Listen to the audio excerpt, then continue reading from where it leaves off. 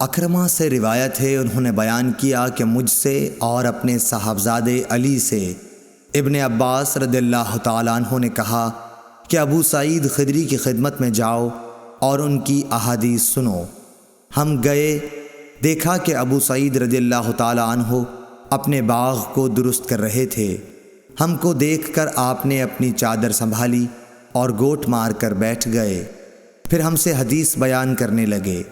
جب مسجد نبوی کے بنانے کا ذکر آیا تو آپ نے بتایا کہ ہم تو مسجد کے بنانے میں حصہ لیتے وقت ایک ایک اینٹ اٹھاتے، لیکن عمار دو دو اینٹیں اٹھا رہے تھے۔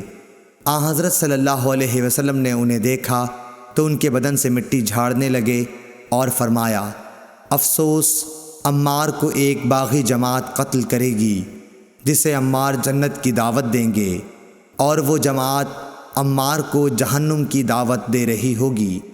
ابو سعید خدری رضی اللہ تعالیٰ عنہ نے بیان کیا کہ حضرت عمار کہتے تھے کہ میں فتنوں سے خدا کی پناہ مانگتا ہوں۔ صحیح بخاری حدیث نمبر 447۔